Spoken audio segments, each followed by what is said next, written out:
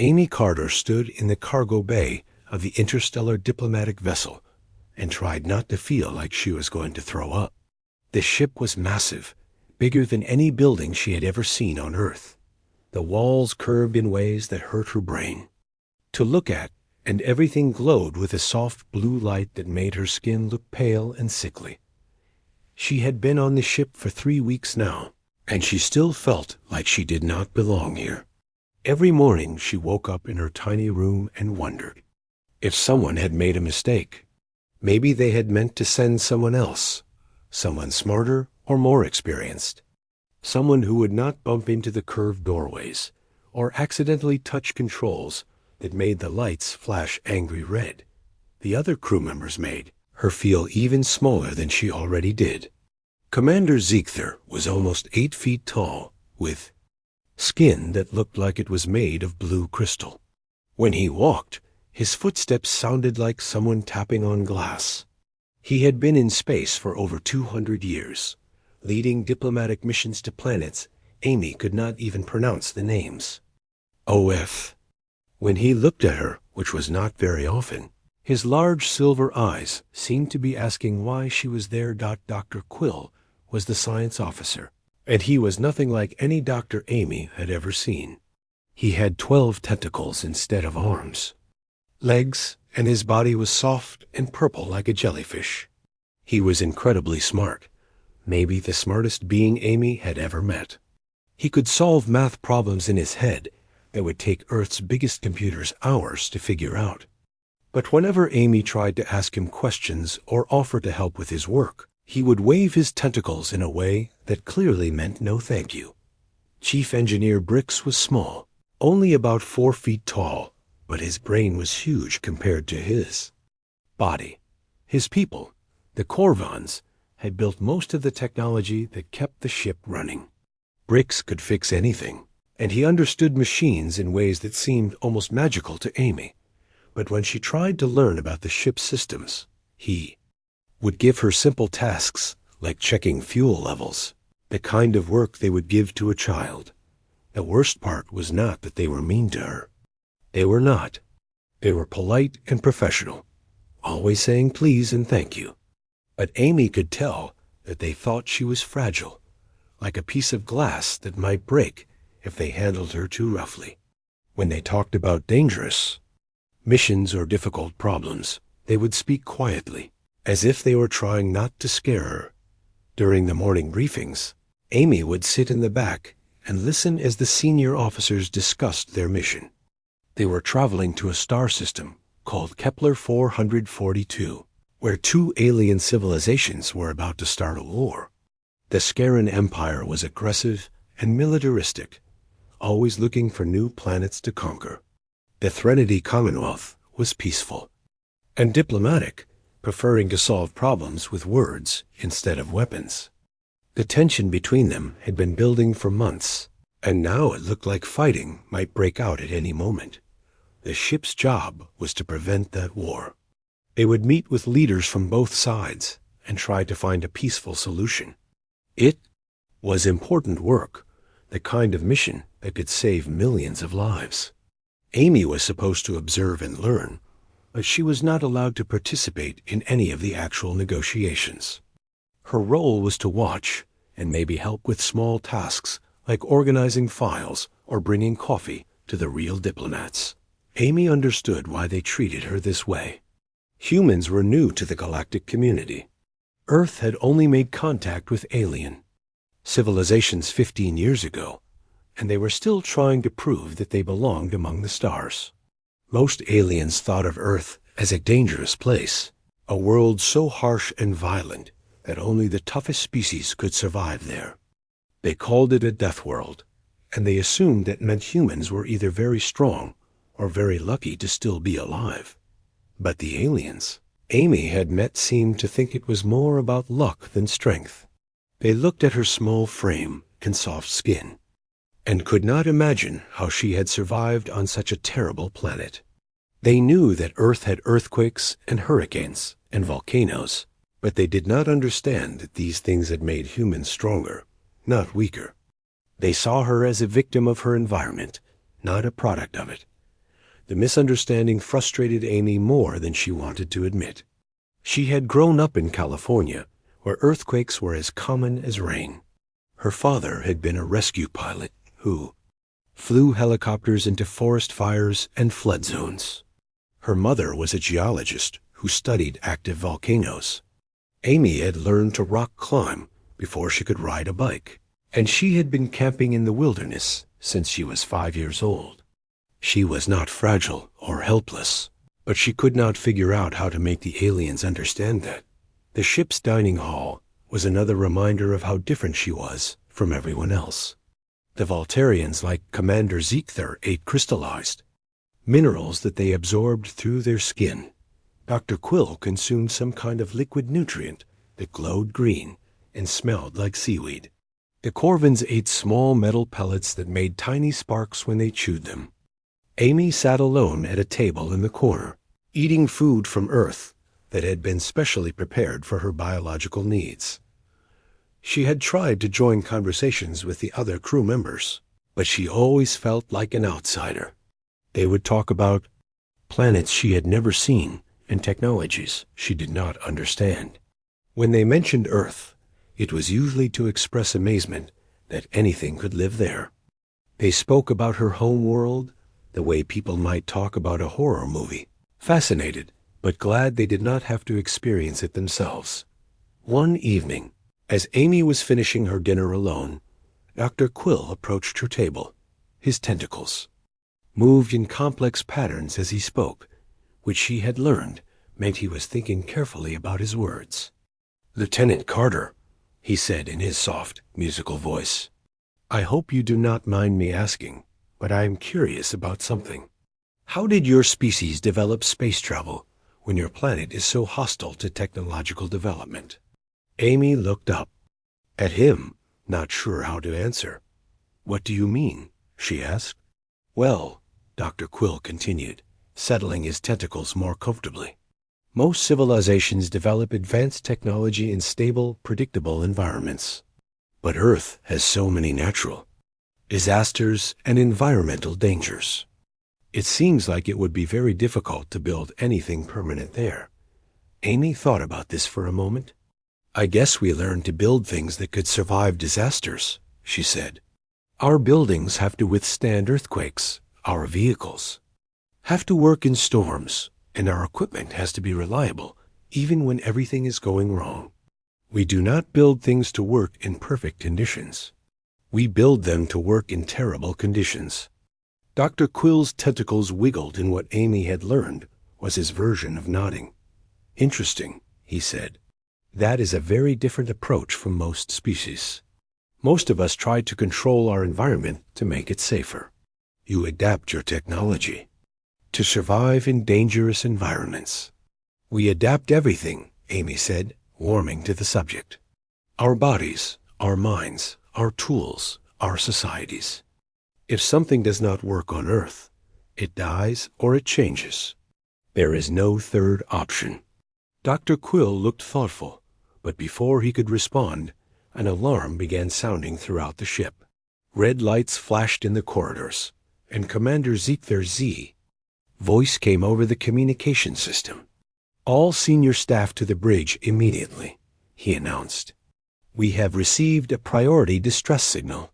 Dr. Quill's tentacles went rigid with tension. "That does not sound good," he said, already moving toward the exit. "Distress signals in this region usually mean the war has already started." Amy watched him hurry away, then looked around the empty dining hall. She was not senior staff, so she was not needed on the bridge. She would have to wait and find out what was happening along with everyone else. As she sat there listening to the alarm, she could not shake the feeling that whatever was coming would be bigger than anything she had experienced so far. She had no idea how right she was. Amy made her way to the bridge, even though she had not been called there. She knew she was not supposed to be in the command center during emergencies, but her curiosity was stronger than her fear of getting in trouble. She stood near the back wall, trying to make herself invisible while the senior officers worked. The bridge was chaos. Aliens were moving quickly between control stations, their voices mixing together in a dozen different languages. The main screen showed a star map with flashing red dots, and Amy could hear fragments of radio transmissions crackling through the speakers. Most of it was static, but she could make out a few words in English. "This is Dr. Helen Brooks, a human," voice said through the noise. "Research Station Kepler 442b. We are under attack. Repeat, we are under attack. Scaran forces have invaded the planet. Our evacuation ships have been destroyed. We need immediate assistance." Commander Ziegther stood in the center of the bridge, his crystal skin reflecting the red warning lights. His silver eyes were focused on the tactical display, where Chief Bricks was highlighting different sections of the star system. Dr. Quill had wrapped several tentacles around nearby control panels and was processing data faster than Amy could. "Follow. How many survivors?" Commander Ziegther asked. 18 total, Chief Bricks replied, his small fingers dancing across holographic controls. Dr. Brooks and 17 alien researchers from various coalition species. They are hiding in underground caves, approximately 12 kilometers from the research facility. Scaran patrol ships are conducting systematic sweeps of the area. Dr. Quill added, his tentacles writhing with agitation. The survivors have perhaps 6 hours before they are discovered. Amy listened as the senior officers discussed rescue options. Every plan they suggested seemed to hit the same problem. Kepler 442b was not just dangerous because of the war. The planet itself was a nightmare of extreme conditions that made rescue operations nearly impossible.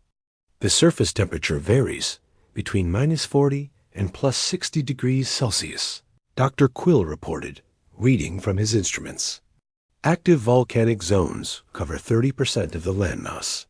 The atmosphere contains sulfur compounds that will corrode most materials within hours. Gravitational anomalies are interfering with our navigation systems, Chief Bricks added grimly. The planet's core is unstable, creating electromagnetic pulses that disrupt electronic equipment.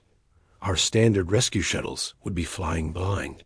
Commander Ziegther studied the planetary data with growing concern. Amy could see the frustration on his crystalline features as he realized how difficult the mission would be. The Coalition had advanced technology, but it was designed to work in normal space environments. None of their equipment was built to handle the extreme conditions on Kepler 442b. "What about environmental suits?" someone suggested. "Rated for Class 3 environments maximum," Chief Bricks replied. "This planet registers as Class 7. Our suits would fail within 2 hours, possibly less. Remote drones? Electromagnetic interference would destroy their control systems before they reach the surface." Amy found herself studying the planetary data on a nearby monitor. The numbers and readings looked familiar, though she could not immediately place why. The volcanic activity, the atmospheric composition, the gravitational fluctuations. She had seen patterns like these before, but where? "The rescue window is closing rapidly," Dr. Quill announced. "Scaran forces are establishing a perimeter around the cave system. If we do not extract the survivors within the next 4 hours, they will be captured or killed." Commander Ziegther was silent for a long moment, weighing impossible options. Amy could see him calculating risks and probabilities, trying to find a solution that did not exist. The Coalition's advanced civilization had given them incredible technology, but it had also made them dependent on that technology. When their machines failed, they had no backup plans. Finally, Amy understood why the planetary readings looked familiar. She raised her hand tentatively, then lowered it when she realized how ridiculous she must look. These were experienced officers, with centuries of training. What could she possibly contribute to their discussion? But Dr. Brooks was human, and 17 other beings were going to die if no one helped them. Amy raised her hand again, this time keeping it up even when Commander Ziegther turned to look at her. "Lieutenant Carter," he said, his voice showing barely concealed impatience. "This is not a training exercise. Lives are at stake." "I understand." "That, sir," Amy replied, trying to keep her voice steady. "But I think I might be able to help." The bridge fell silent. Amy could feel every alien eye focusing on her, and she suddenly wished she had stayed in the dining hall. But she forced herself to continue. "I have been looking at the planetary data," she said, gesturing toward the monitor. "These conditions are similar to what we deal with on Earth. The volcanic activity, the atmospheric problems, the gravity fluctuations. They remind me of places like the Pacific Ring of Fire." Dr. Quill's tentacles stopped moving. "Lieutenant, with respect, this planet is classified as a Class 7 hostile environment. Earth is only Class 4. "Yes, sir, but the patterns are the same, just more intense," Amy explained. "On Earth, we have places where the ground shakes every day, where poisonous gases come up from underground, where electronic equipment fails because of magnetic interference. We have learned to work in those conditions." Commander Ziegler exchanged glances with his senior officers. Amy could see them communicating silently, the way experienced teams do when they know each other well. She could not read their expressions, but she could guess what they were thinking. A desperate human was offering solutions that could not possibly work. "Lieutenant," Commander Ziegler said carefully, "our most advanced technology cannot function in that environment. What makes you think human methods would be more effective?" Amy took a deep breath. This was her chance to explain what she had been trying to tell them for 3 weeks. "Because human technology is designed to work when everything goes wrong," she said. "We do not build machines that need perfect conditions. We build them to survive disasters." She moved to the tactical display and pointed at different sections of the planetary data. "Look at these electromagnetic readings. They are strong, but they follow patterns. On Earth, we call these solar storm effects, and we have ways to predict them and work around them.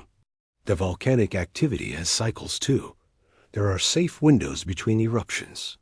Chief Bricks leaned forward, suddenly interested. "You can predict the electromagnetic interference?" "Not exactly predict, but read the patterns," Amy said. "My mother is a geologist who works on active volcanoes. She taught me to recognize the signs that tell you when it is safe to work and when you need to get out. This planet is more dangerous than Earth, but it follows the same rules." Dr. Quill was studying the data with new interest. "Show me these patterns you mentioned." Amy moved to his control station, feeling awkward as she tried to use the alien interface. "Here," she said, highlighting sections of the electromagnetic readings. "You see these spikes? They come in groups of 3, with quiet periods in between. The quiet periods last about 47 minutes. That is long enough to get a shuttle down and back up again." "Fascinating," Dr. Quill murmured, his tentacles moving in complex calculations. "I had been interpreting these as random fluctuations, but you are correct. There is a pattern." Commander Ziegler was looking at Amy with something that might have been respect. "You believe you can navigate in these conditions?" "I think so, sir," Amy said. "I grew up flying with my father in California. He was a search and rescue pilot who worked in forest fires and earthquakes. The conditions on Kepler 442b are worse, but the principles are the same. You fly by sight and instinct when your instruments fail. You read the environment instead of relying on machines." The bridge was quiet, except for the sound of alien computers processing data. Amy could see the senior officers thinking, weighing her proposal against the alternatives. She knew they thought she was too young and inexperienced for such a dangerous mission. But she also knew that she might be the only person on the ship who had any chance of success. "Sir," Chief Bricks said quietly, "our conventional rescue options have all failed.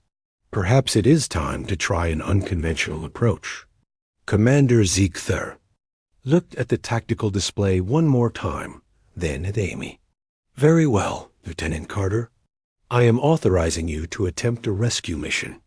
But you will take a modified shuttle with enhanced shielding, and you will have constant communication with the ship." Amy felt her heart racing as she realized what she had just volunteered for. She was about to pilot a spacecraft into one of the most dangerous environments in the galaxy, with 18 lives depending on her success. Part of her wanted to back down and admit that she was not ready for such responsibility, but a bigger part of her was excited. For 3 weeks, she had been treated like a fragile observer who could not handle real work. Now she finally had a chance to show what humans could really do. She was going to prove that being from a Deathworld was not a weakness, it was a strength. Amy stood in the shuttle bay, looking at the modified rescue craft that would either save 18 lives or become her tomb. The shuttle was smaller than she had expected, built for speed and maneuverability rather than comfort. Chief Bricks had worked for 2 hours to install additional shielding and backup systems, but even he admitted that the modifications were mostly guesswork. "The electromagnetic pulses will likely disable your primary navigation within the first 10 minutes, he explained, his small hands moving quickly over the control panels. "I have installed manual override systems, but they are based on human aircraft designs from your planet's database. I hope they will be familiar to you." Amy nodded as she studied the controls. They were indeed similar to the helicopters her father had flown, though much more advanced. The basic principles were the same: stick and rudder, throttle and collective. When the computers failed, she would have to fly the old-fashioned way, trusting her instincts and experience. Dr. Quill approached with a datapad containing the latest intelligence about the planet's surface. "The electromagnetic quiet period begins in 17 minutes, he said, his tentacles moving nervously. "You will have approximately 47 minutes to reach the survivors, load them aboard, and return to orbit before the next interference cycle begins." "What happens if I do not make it back in time?" Amy asked. "The electromagnetic pulses will disable your engines," Dr. Quill replied grimly. "You will crash, and we will not be able to locate you until the interference clears in another 2 hours. By then, the Scarran patrols will have found you." Commander Ziegther entered the shuttle bay with several other senior officers. His crystalline features showed concern, but also something that might have been admiration. "Lieutenant Carter, I want you to know that this mission is entirely voluntary. No one will think less of you if you decide it is too dangerous." Amy considered this for a moment. The mission was dangerous, probably suicidal by most standards. The alien officers expected her to fail, and they had good reasons for that expectation. Their advanced technology could not handle the planet's extreme conditions, so why should a simple human shuttle succeed where their sophisticated craft had failed? But Amy remembered something her father had told her when she was learning to fly. "The difference between a good pilot and a dead pilot," he had said, "is that a good pilot knows when to trust the machine and when to trust themselves. Machines are smart, but they are not wise. They cannot adapt to situations they were not designed for." "I am ready, sir," Amy said, climbing into the pilot's seat. The shuttle bay doors opened, revealing the swirling clouds and volcanic surface of Kepler 442b below. From orbit, the planet looked like a painting of hell. Red and orange lava flows crossed the surface like glowing veins, while massive storms raged through the poisonous atmosphere. Lightning flashed constantly, creating an endless light show against the dark sky. "Beginning descent," Amy reported through her communication headset. "All systems operational." The first few minutes went smoothly. The shuttle's computers handled the initial atmospheric entry without problems, and Amy was able to follow the pre-programmed flight path toward the survivors' location. But as they descended deeper into the planet's electromagnetic field, problems began. The navigation display flickered and went dark. The communication system filled with static. Warning lights began flashing as various electronic systems failed one by one. Amy watched her instruments die and felt a familiar calm settle over her. This was the moment her father had trained her. For, when technology failed and only skill mattered, she switched to manual controls and began flying by sight. The shuttle bucked and rolled as it hit pockets of turbulent air, but Amy rode the disturbances like a surfer riding waves. She could feel the aircraft's responses through her hands and feet, reading the subtle messages that told her how the air was moving around the craft. On the bridge of the ship high above, the senior officers watched their screens with growing amazement. The shuttle's telemetry was mostly dead, but they could still track its general position through optical sensors. "How is she maintaining course?" Dr. Quill asked, his tentacles writhing with confusion. "Navigation systems are completely offline." "Impossible," Chief Bricks muttered, staring at his instruments. She should be flying blind, but Amy was not flying blind. She was reading the planet's patterns the way a sailor reads the ocean. The volcanic eruptions created air currents that she could feel through the shuttle's hull. The electromagnetic storms followed predictable paths that she could see in the lightning patterns. The gravity fluctuations created subtle changes in the aircraft's behavior that told her where she was and where she needed to go. She had grown up in California, where earthquakes and wildfires were facts of life. Her father had taught her to fly in conditions that would terrify most pilots, through smoke and ash, in high winds and electrical storms, when visibility was zero and instruments were useless. Those lessons were saving her life. Now the shuttle dropped through a layer of sulfurous clouds, and suddenly the surface was visible below. Amy could see the research facility in the distance, a cluster of damaged buildings surrounded by cooling lava flows. Scaran aircraft circled overhead like metal vultures, searching for the hidden survivors. Amy flew low, using the planet's rough terrain to avoid detection. She skimmed over ridges and dove into valleys, keeping the shuttle hidden from enemy. Sensors. The manual controls responded to her touch like an extension of her own body, allowing her to fly with a precision that no computer could match.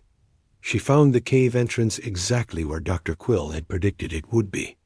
The opening was small, barely large enough for the shuttle to land nearby. Amy set the craft down on a flat patch of volcanic rock and checked her timer. She had been on the surface for 12 minutes, leaving 35 minutes to complete. The rescue and return to orbit.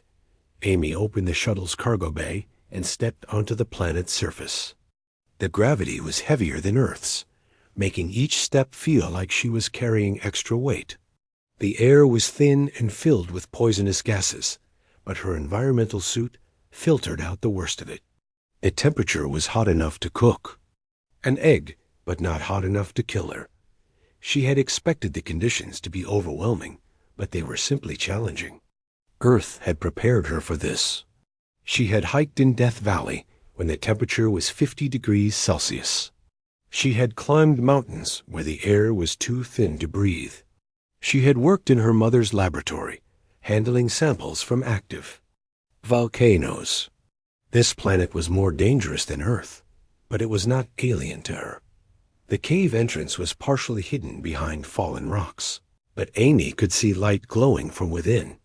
She climbed over the debris and called out in the standard Coalition greeting.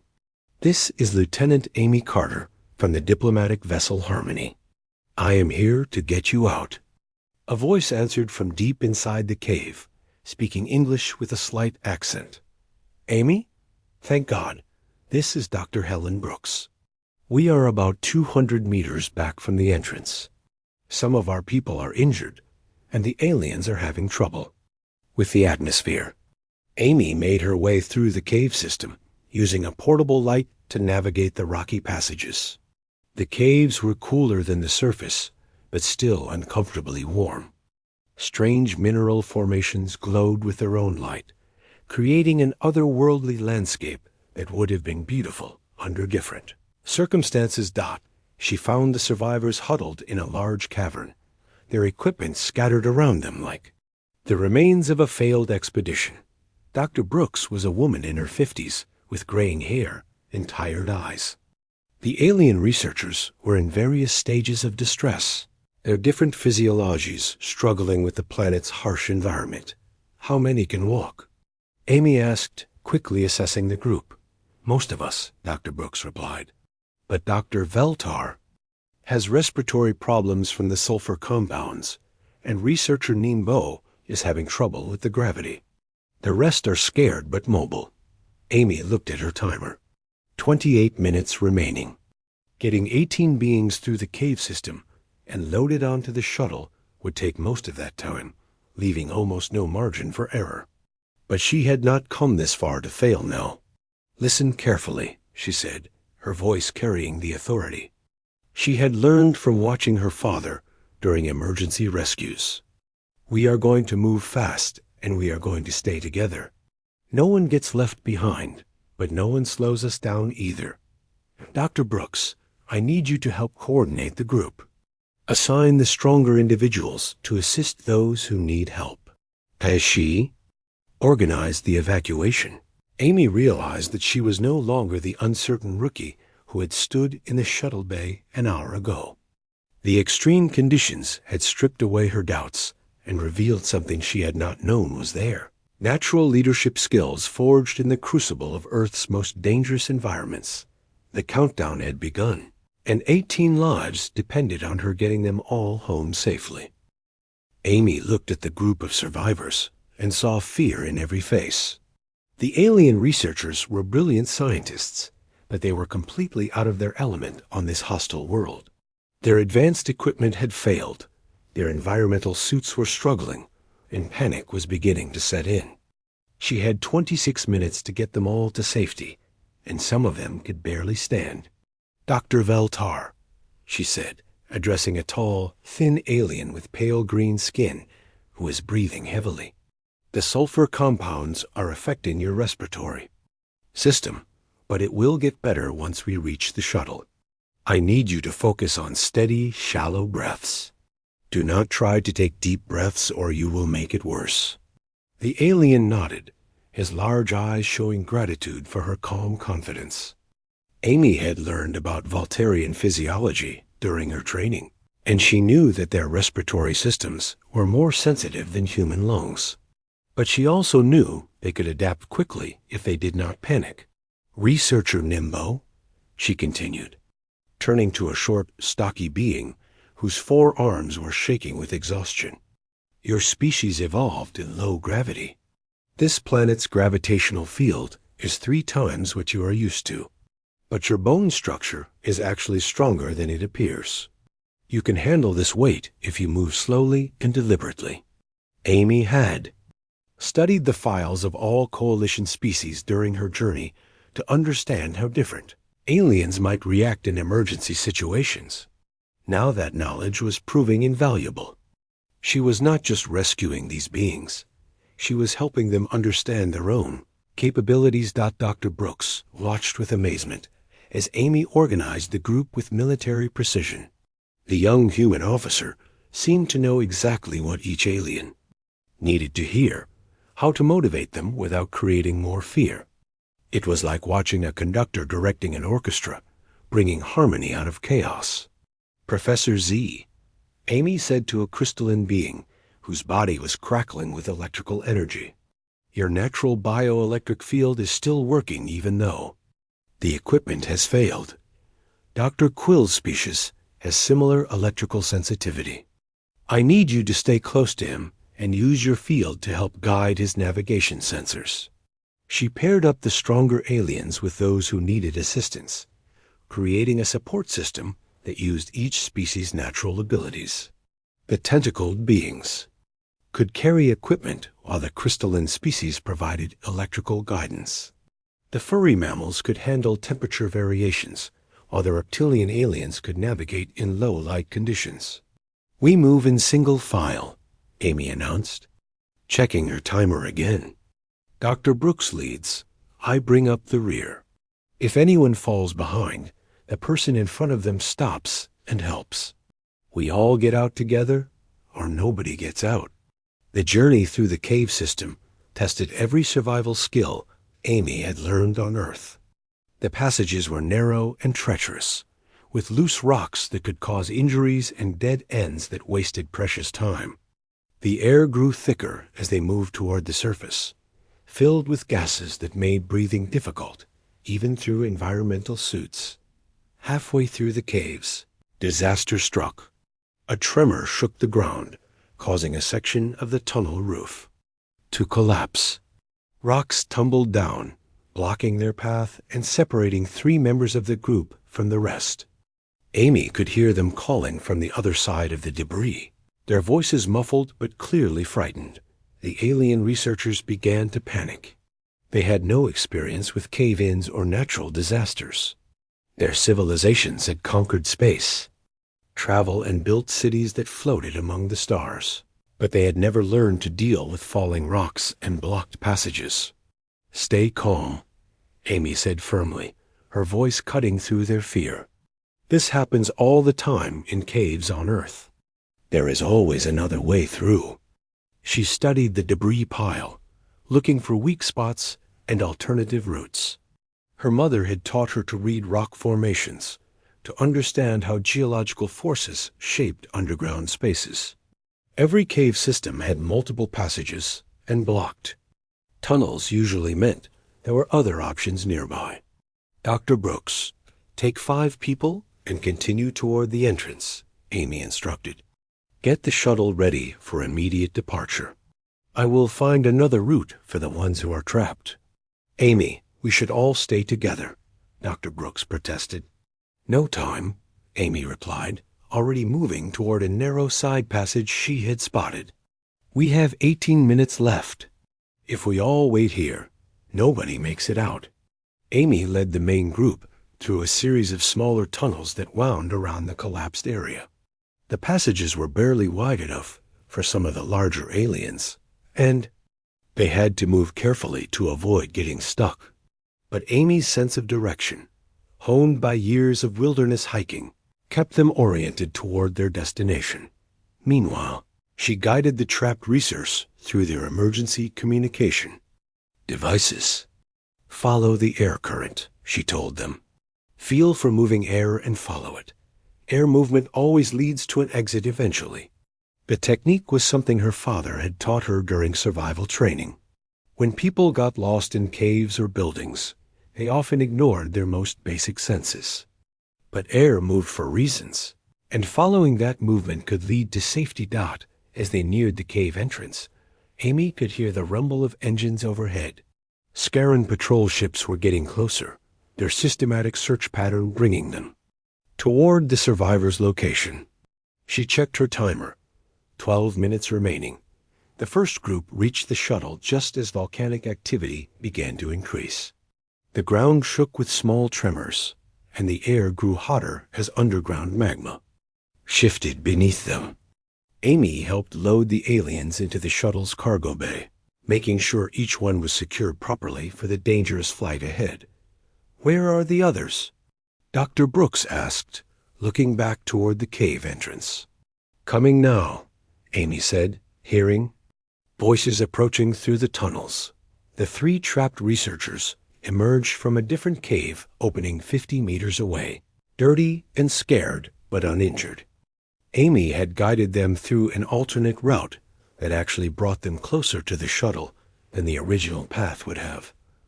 How did you know that passage was there? Dr. Veltar asked as Amy helped him into the shuttle. All cave systems connect eventually, Amy explained, sealing the cargo bay doors. You just have to think like water flowing underground. It always finds a way through. With everyone aboard, Amy ran through her pre-flight checklist as quickly as possible. The shuttle was overloaded with 18 passengers, but it was designed with safety margins that should handle the extra weight. More concerning was the increasing volcanic activity that was filling the air with ash and electromagnetic interference. Hold on, she announced over the ship's communication system. "This is going to be a rough ride." Amy lifted off just as a new lava flow began to emerge from a crack in the ground where they had been parked. The shuttle climbed steeply, fighting against the planet's heavy gravity and increasingly turbulent atmosphere. The passengers were thrown around in their seats as the aircraft bucked and rolled through the stormy air, but Amy had flown through worse conditions. Forest fires created similar turbulence, and earthquakes could shake an aircraft just as violently as volcanic tremors. She rode the disturbances with steady hands, keeping the shuttle climbing toward the safety of space. On the bridge of the diplomatic vessel, Commander Ziegther and his officers watched the shuttle's ascent with amazement. The young human pilot was flying through conditions that should have been impossible to navigate, yet she seemed completely in control of the situation. "Electromagnetic interference increasing," Dr. Quill reported. "She should be losing engine power any moment now." But Amy had timed her departure perfectly. The shuttle broke through the worst of the atmospheric interference just as the next electromagnetic pulse began. She felt the engine stutter for a moment, then regain power as they reached the calmer environment of orbital space. "Harmony, this is rescue shuttle," Amy reported, her voice steady despite the exhaustion she felt. "All 18 survivors aboard and accounted for. Requesting immediate docking clearance." Commander Ziegther's crystalline features showed an expression that none of his crew had ever seen before. Genuine awe. "Clearance granted, Lieutenant Carter. Outstanding work."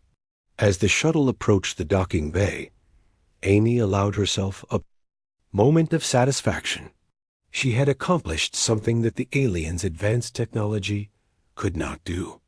She had proven that humans brought unique and valuable skills to the galactic community, but more importantly, she had saved 18 lives and shown her crewmates that being from a Deathworld was not a weakness to be protected. It was a strength to be respected. Amy sat in the Shuttle Bay Medical Center, watching as Dr. Quill examined the rescued researchers.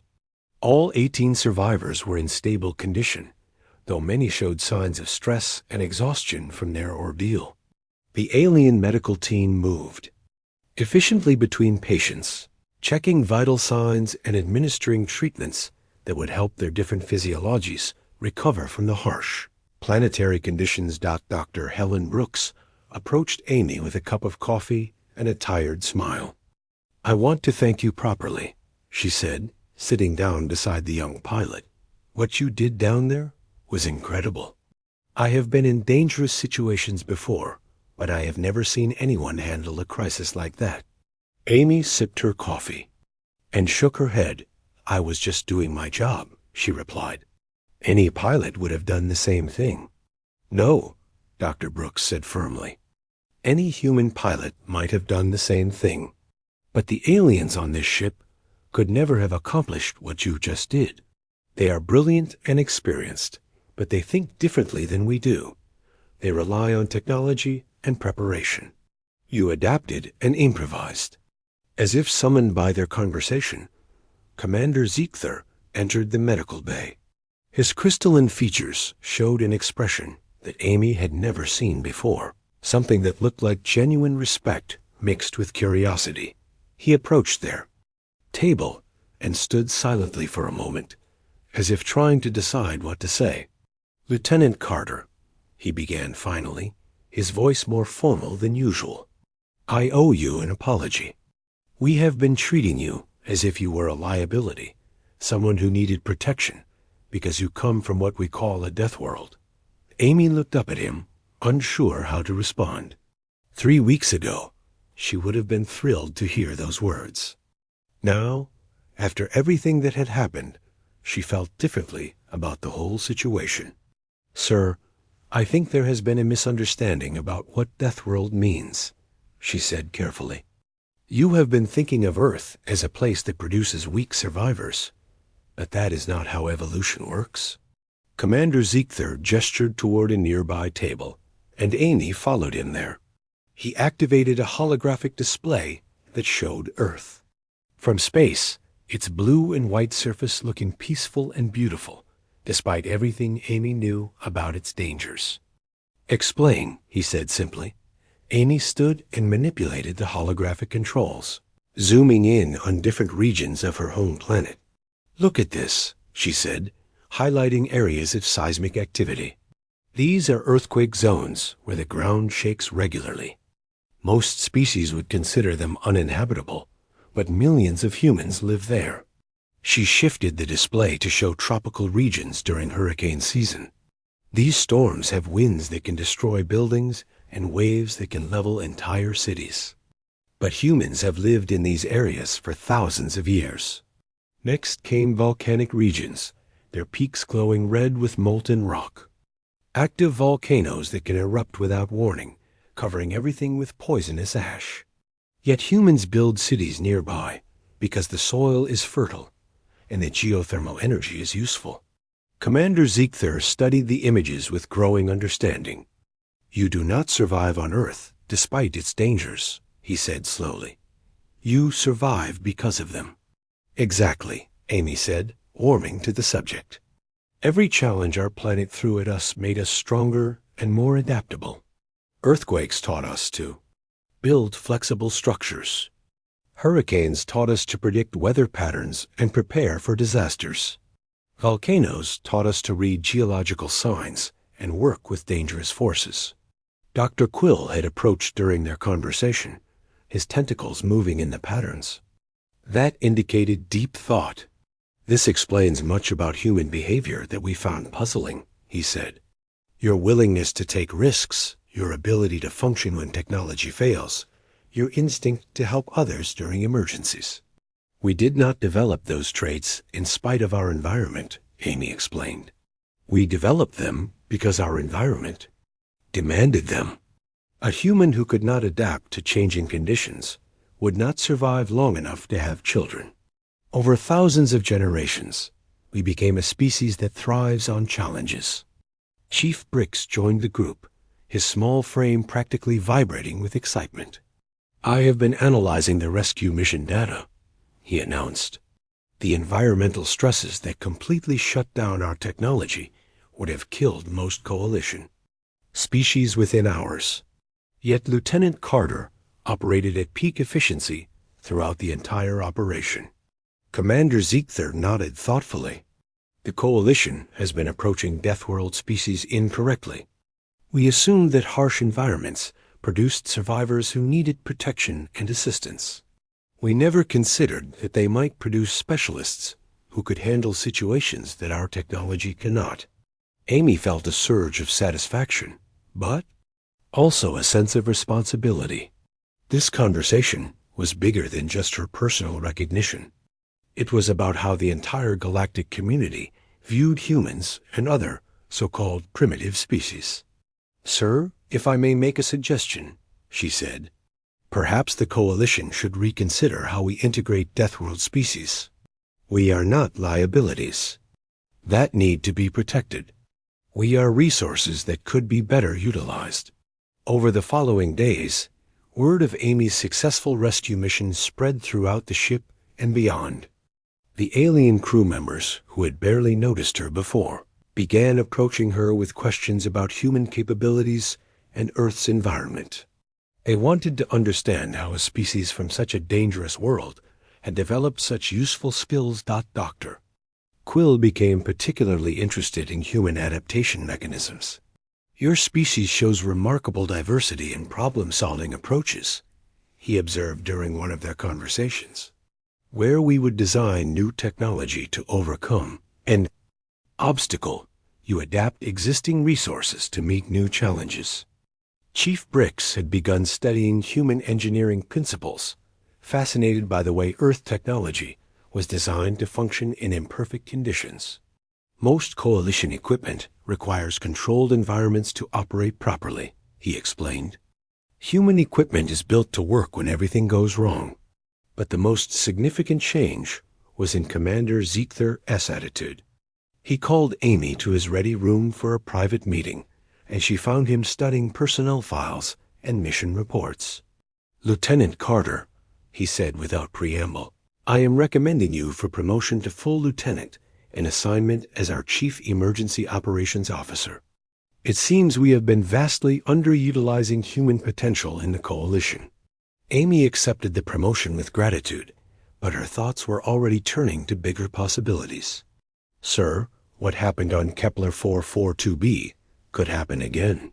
There will be other situations where standard Coalition technology fails and lives are at stake. Maybe we should think about training programs that combine alien technology with Deathworld skills.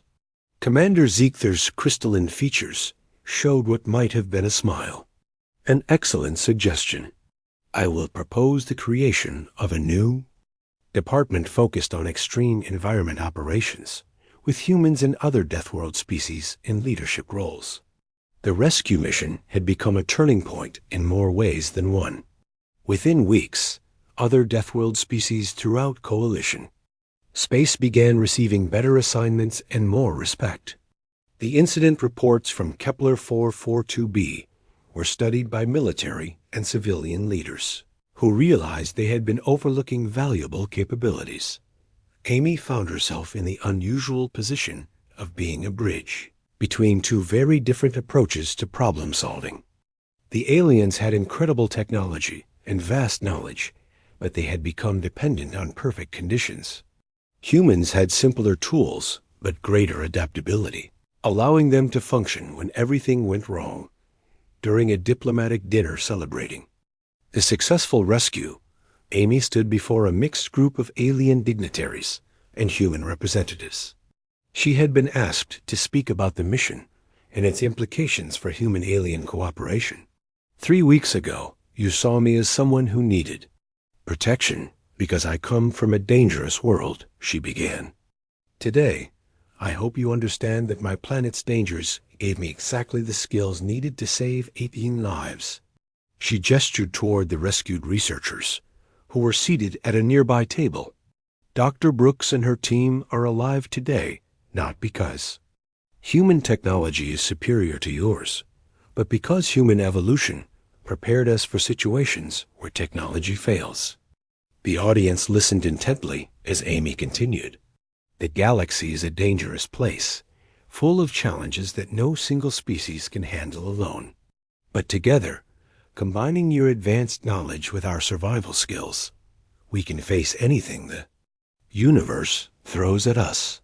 As the evening progressed, Amy reflected on how much had changed since her arrival on the ship. She was no longer the overlooked rookie, trying to prove herself worthy of respect. She had become a symbol of what humans could contribute to the galactic community. The girl they had underestimated had shown them that sometimes the most valuable skills came not from advanced laboratories or sophisticated computers, but from millions of years of evolution on the galaxy's most challenging worlds. Her Deathworld heritage was not a burden to overcome, but a gift to be shared with all who were wise enough to accept it.